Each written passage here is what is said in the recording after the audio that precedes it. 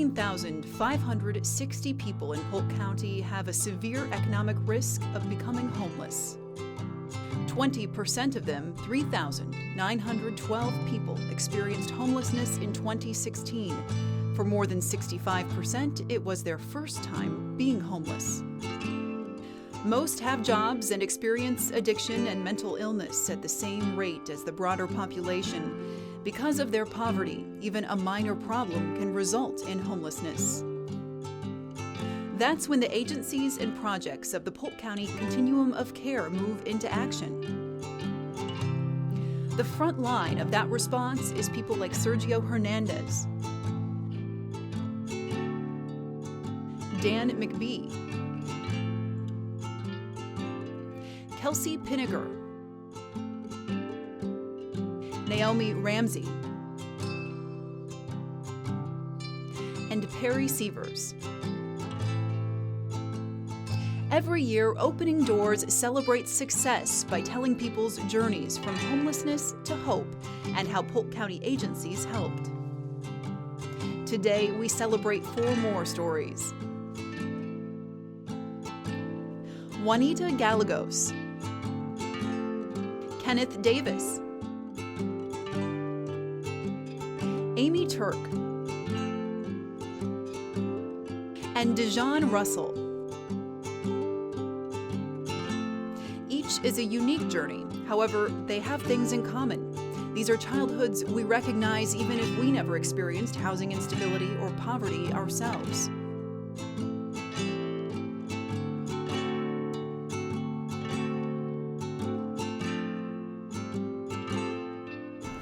Well, my name is Dejan Russell. I am 20 years old and I am currently a participant for PSERP. I'm Perry Sievers. I work in our aftercare program here at Iowa Homeless Youth Centers. I'm Naomi Ramsey, and I am the Post-Secondary Education Retention Program Coordinator. My name is Kelsey Pinniger, and I'm a case manager for Hawthorne Hill. I'm Amy Turk, and I'm food pantry supervisor at Bidwell Riverside Center.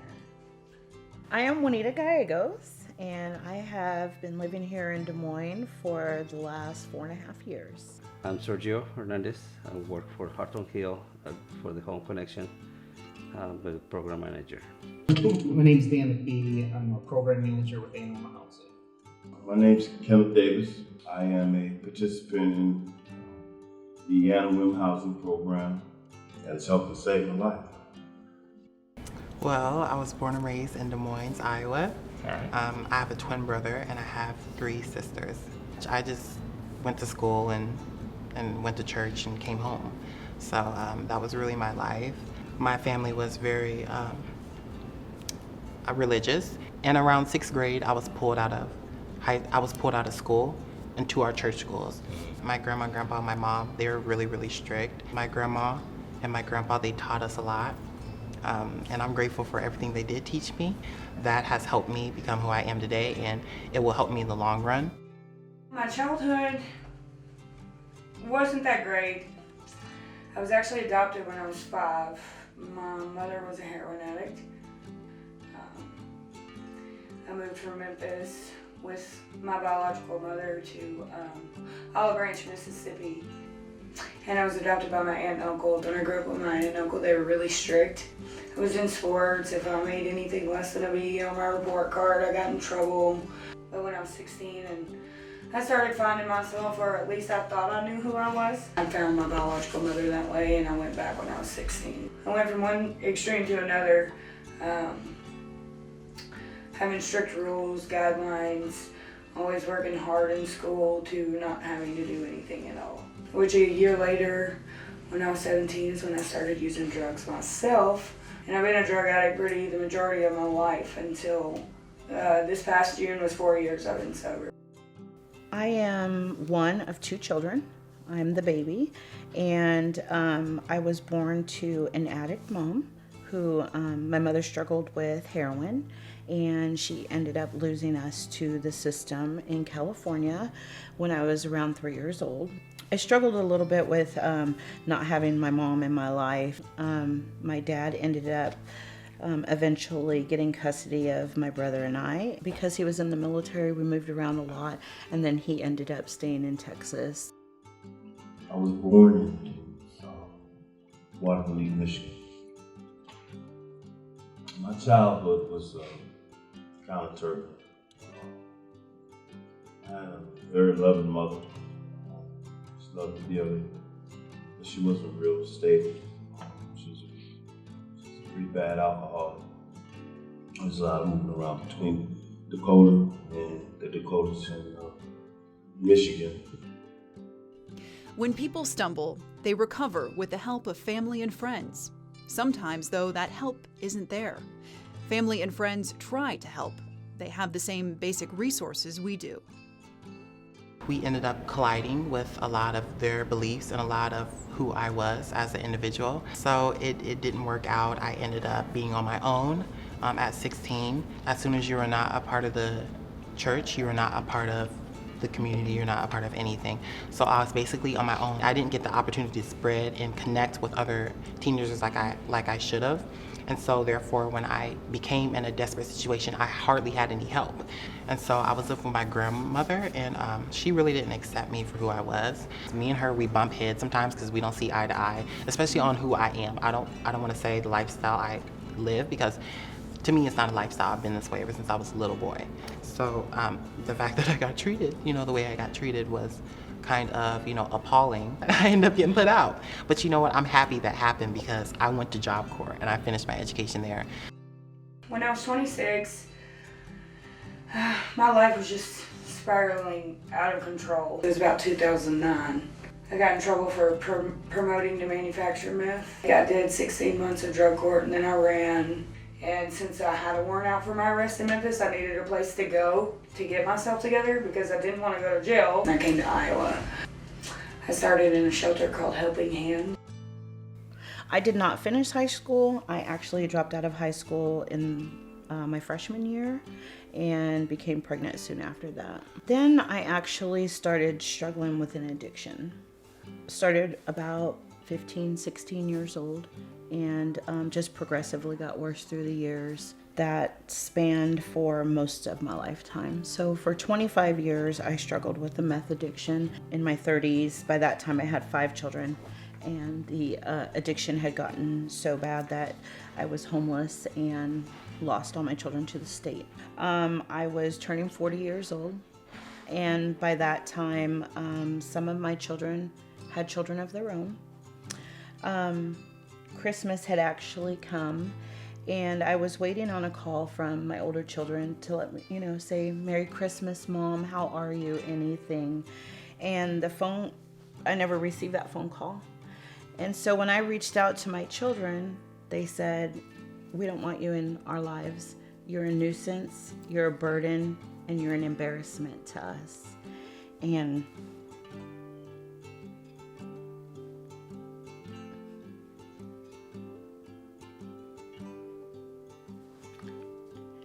that was a lot to bear. Nobody wants to be alone.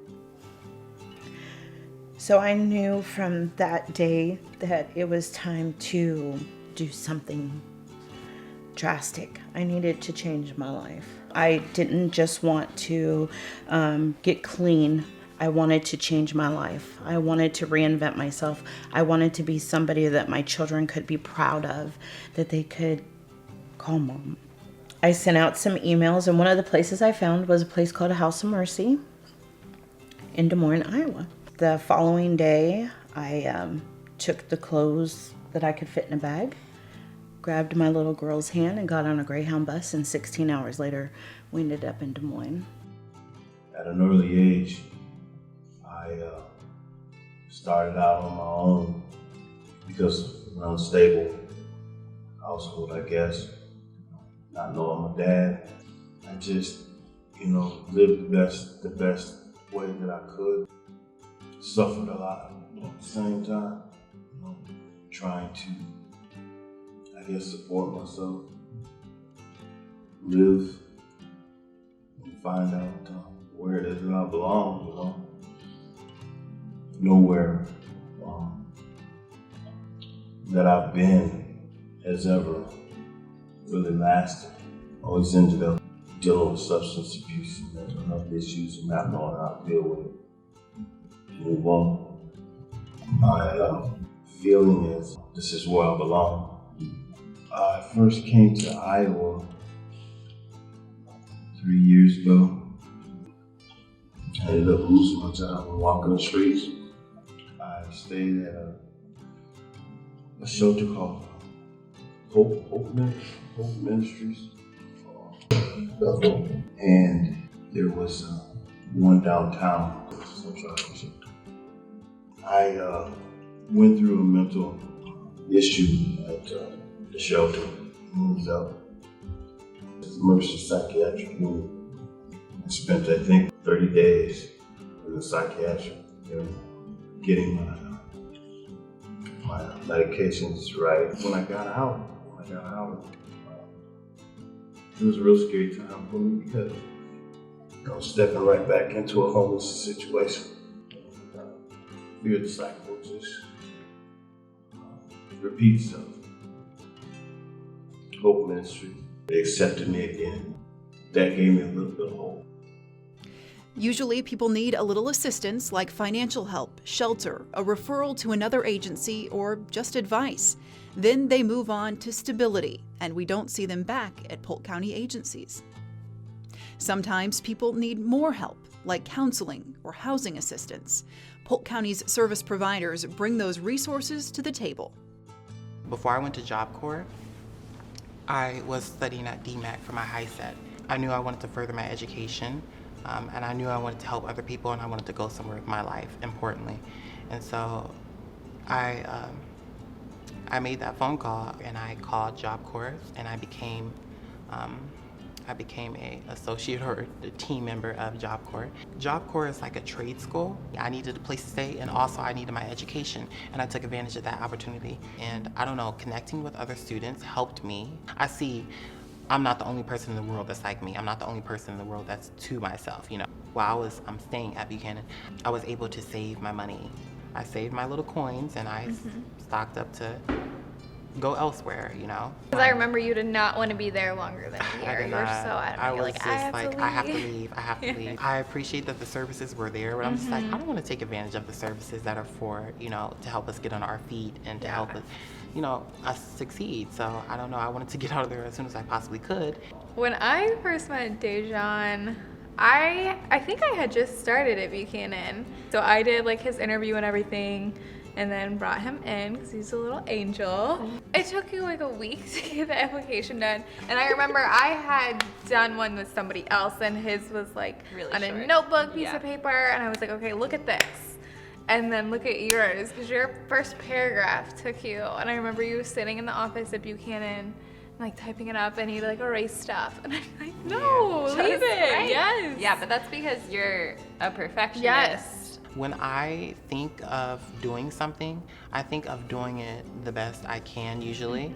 You wrote like 3 pages for me, but it wasn't just pages of like, you know, I need the money, I need this. It was like poetry almost, right? Saying how the challenges that you'd faced and then also how you'd surpassed them and how you really wanted support throughout school. Yeah, I love to write. I love to make up my own stories, and I love to sing. So very beautiful voice. I love to sing. I love to listen to music. I love to write. The first few weeks, months, like you didn't really talk to anybody. It was easy for me to get to know you. Yeah, but that took time for us. But then once that time happened, we would be together from like 6 to 10 when I would leave. I think what's so central to Amy's story is Phoebe. And I think that has been her motivation to turn her life around. I got pregnant when I was 27. When I got pregnant, I had a disorder called hyperemesis gravidarum, and I was really sick. The only thing that made me feel better, my nausea, was smoking pot. I was honest with my doctor the whole time of what I was doing. When my daughter was born the next day, Child Protective Services were in my hospital room and threatened to take my kid. Sober from methamphetamine. It was my 4-year anniversary in June, and My daughter's birthday is 3 years celebrating clean from marijuana, so I've been clean and sober for years now. When I did have the baby and CPS got involved, they fully research everyone that's around your child. They researched the home I was living in. They gave me 24 hours to pack all my stuff. Me not being from here, I had no idea what I was going to do, where I was going to go. I didn't have a vehicle. Luckily, I had a friend that brought me to New Directions. So my first day was Amy's second day at the shelter. I was so distraught when I got here, scared. Came in and introduced herself and was incredibly friendly and had little tiny Phoebe with her. I just remember thinking of how nice it was. It's not really like a shelter. You have like your own studio apartment and there's only like 5 of them upstairs. This was more of like a family setting. It made me not so scared. I came down and I was like, look, I only have 30 days. I need you to give me every resource possible that's going to help my situation. I met Miss Linda Meyer. She got Phoebe in daycare. While she was at daycare, I was able to get on the bus and go out and find different resources and follow up on the resources that I was given here. When I was still in shelter, I started working at Caribou Coffee. So when my baby was 2 months old and I lived in the shelter, and even after I got my own apartment, I would get up at 5:30 every morning. I would go outside and I'd stand and wait till D-Line got there at 6 a.m. And I would get on the bus every morning, so D-Line would take me to the Capitol. I walked 5 blocks to daycare with my baby, rain, snow, sleet. I'd get back on D-Line, transferred to another bus, and I made it to work by 7:30 every morning. I was never late. So at that point, it was just me finding housing that would accept my K-PAX voucher.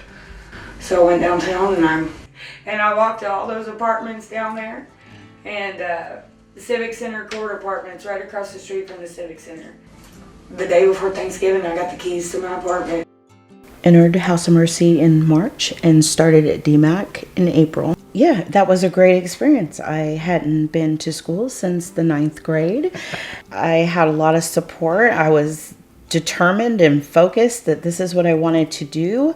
And it was time for me to go out on my own for the first time in a very long time. And I was full of fear, very scared, didn't know where I was going to go, what I was going to do.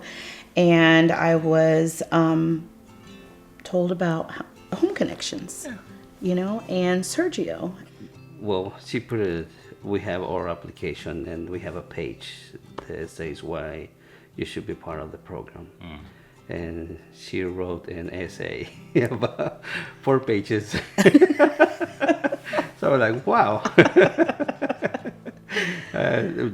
When I talked to her, I said, you should write a book. Always smiling, always positive, and happy, even she has struggled in her life, even she has gone through 25 years of tough life.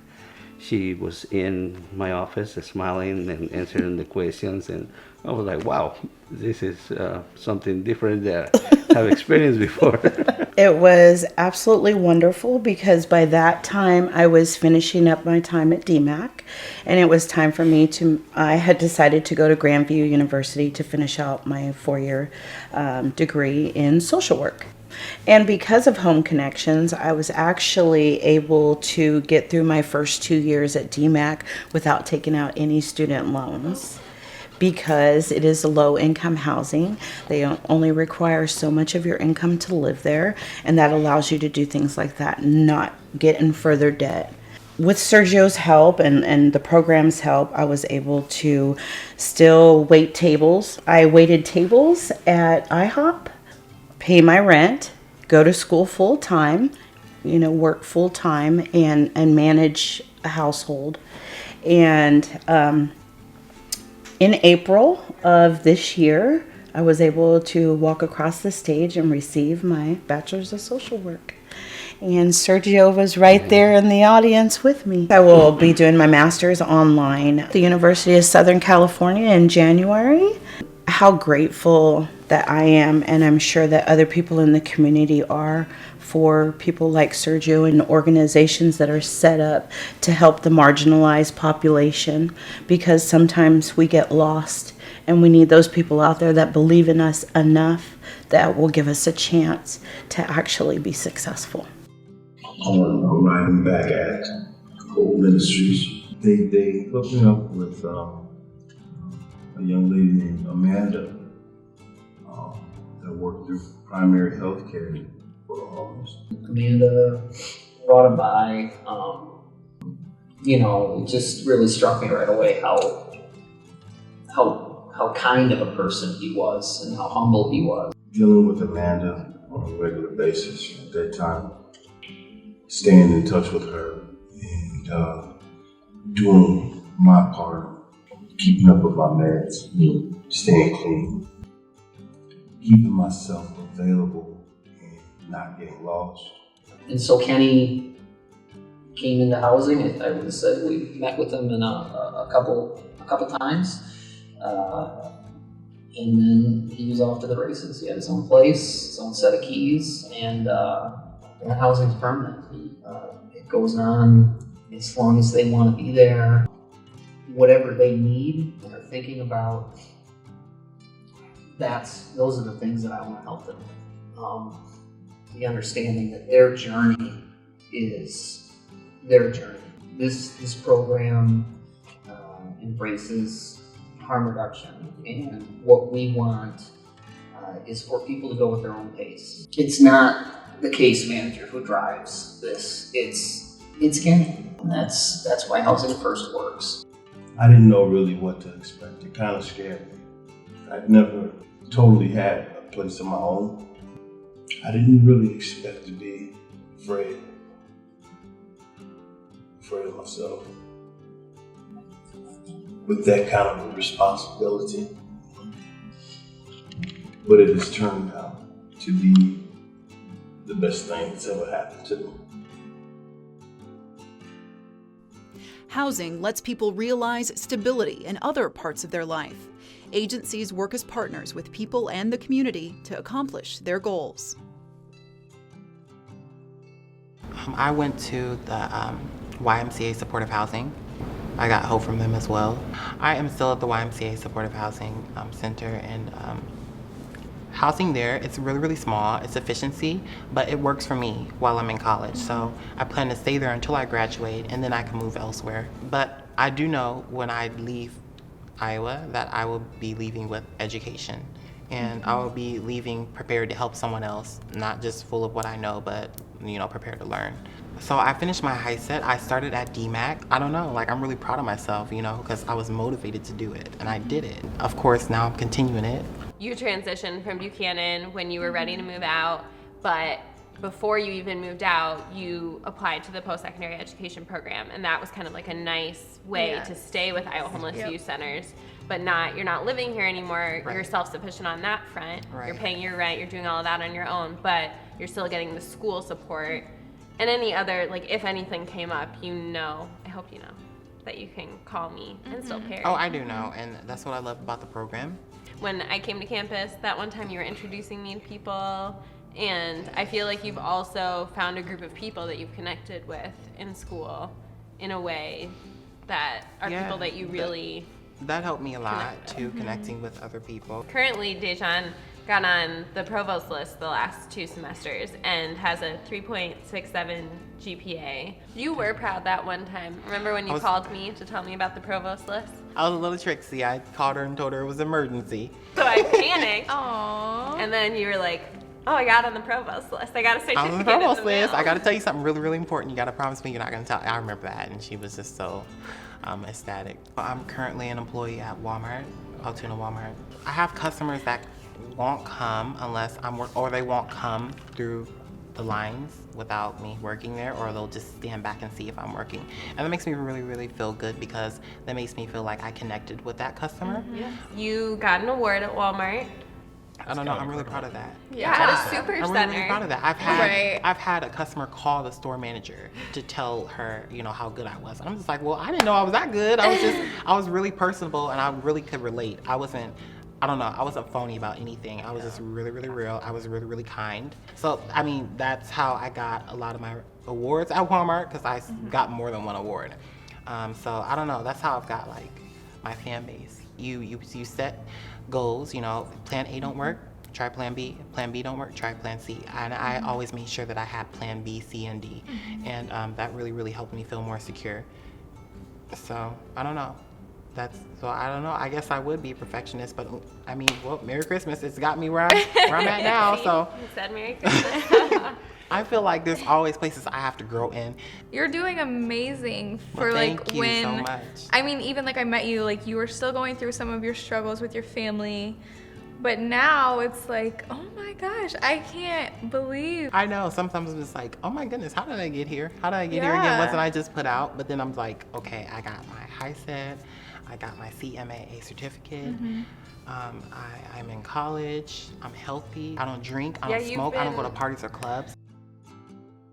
I don't think was ever a time that we weren't in touch with her because Phoebe stayed in the same daycare that she got into while at the shelter. She's working right down the street. She knew from the time she exited shelter she wanted to be a part of the Home Connection, so she was in constant communication with us.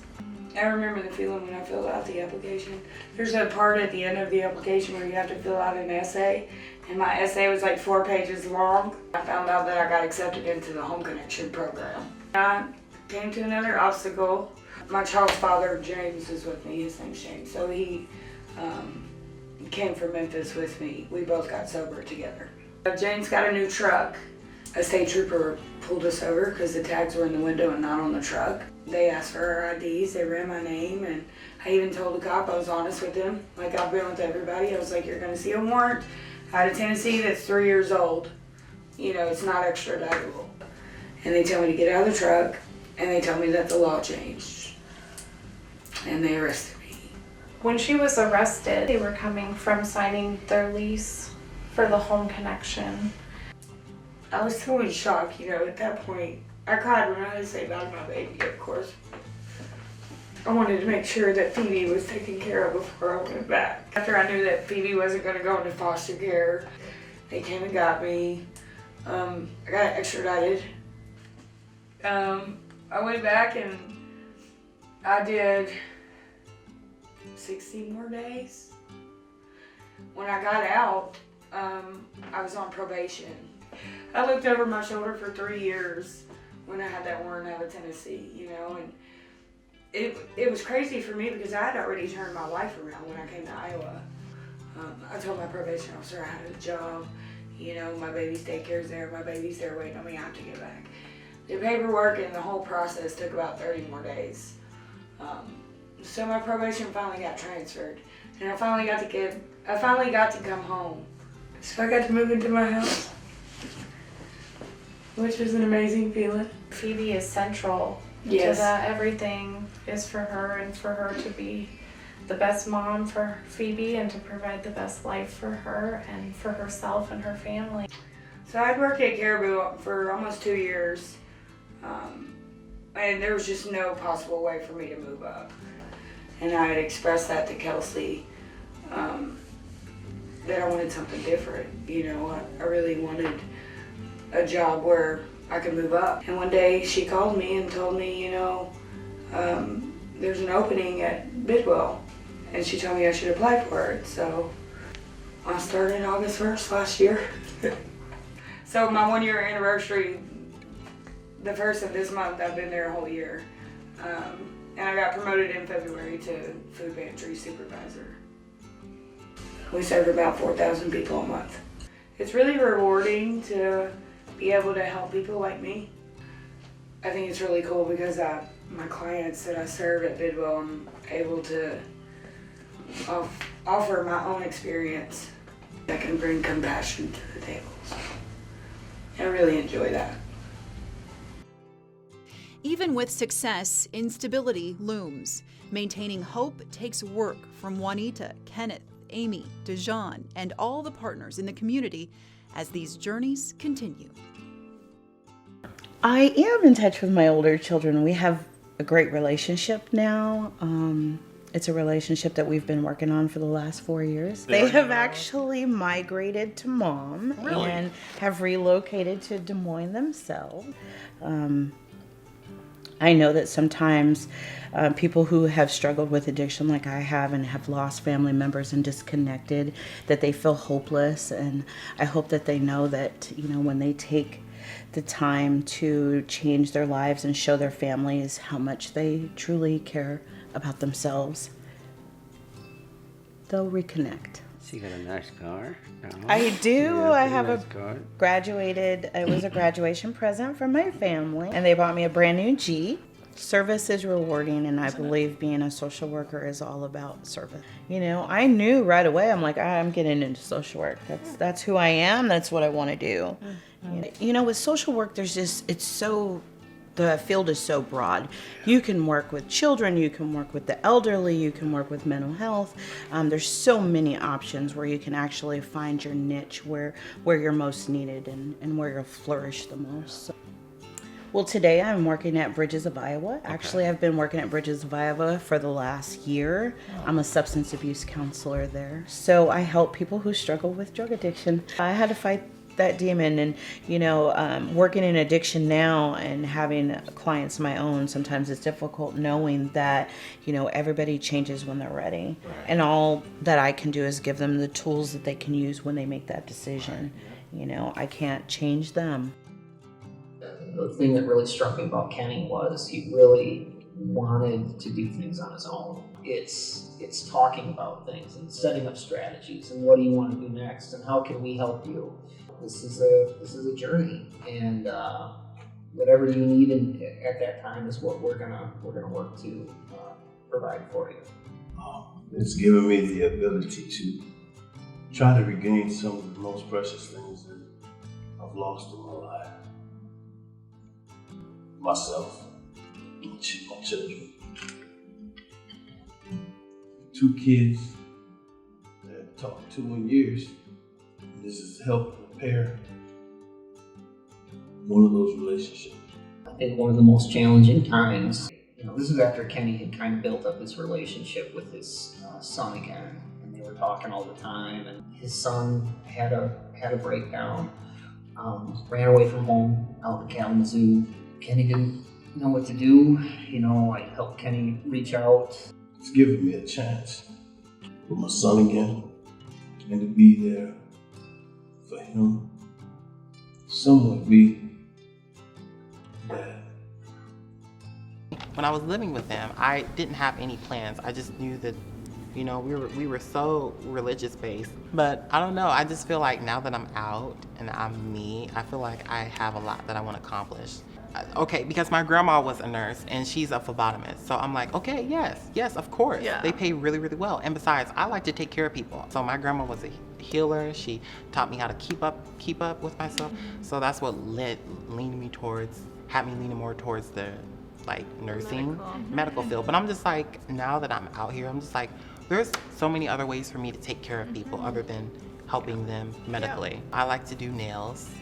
I like to do makeup. I like to do hair. I want to learn how to do hair better. I want to have something on my resume where, you know, employer can be, okay, you know, you have the experience, you have education, we got you. I feel like I want to give back just the way people have gave back to me. I also want to live my life too. My goal is to relax once I get older. I just want to be accomplished. And so I don't want to be, you know, struggling. So I'm doing really well in my life.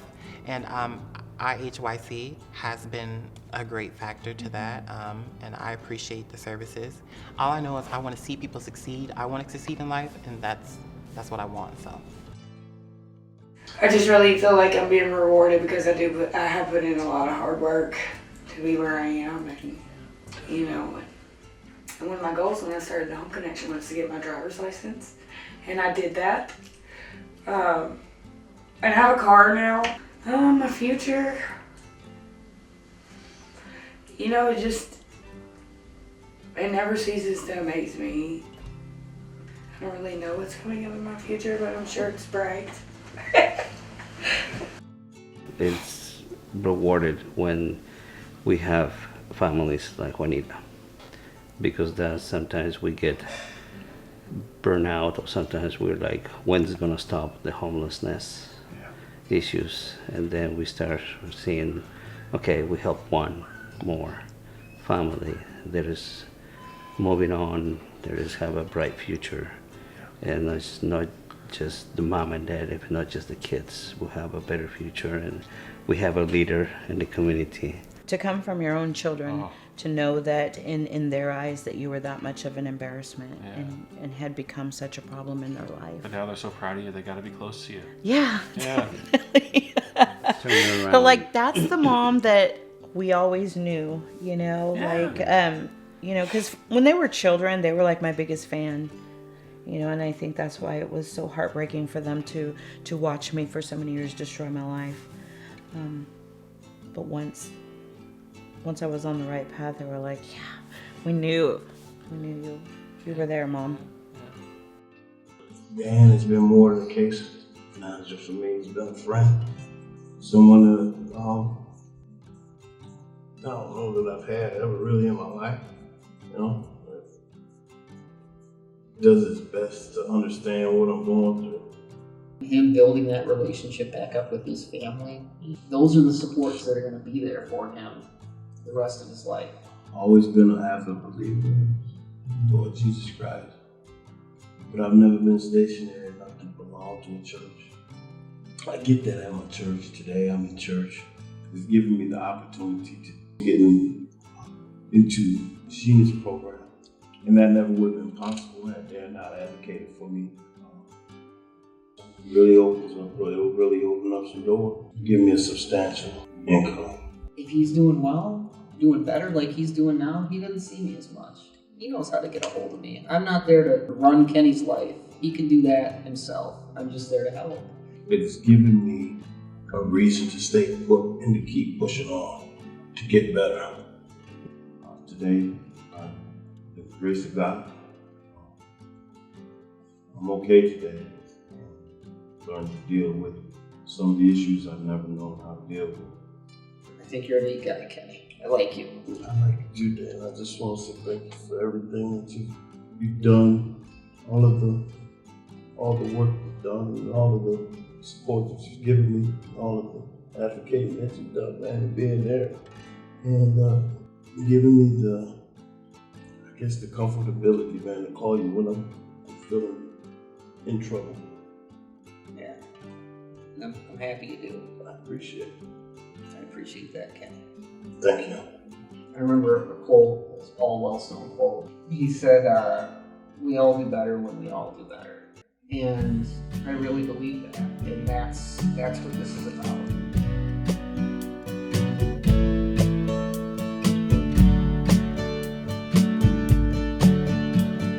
When you're in the moment, in the morning, all the sounds you hear, the wandering thoughts roaming, the thoughts unite and bring to life every time of you and I. It's all the same, a different game, a curse. When you're in your car and you're going 80, and every single song is driving you crazy, you'll be thinking, I wonder if she's been lately. And maybe that would have been the one to save me.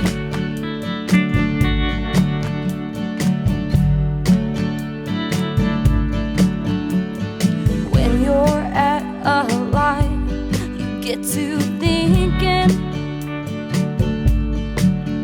all the sounds you hear, they're more than the radio station.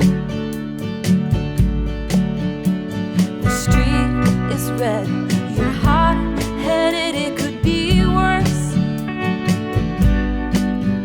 I found you where I left you, now it's rehearsed.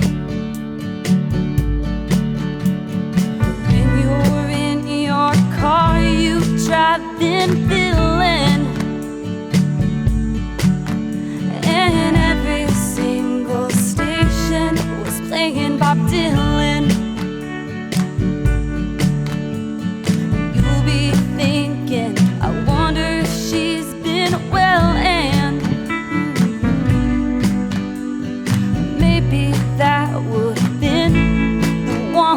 give a damn.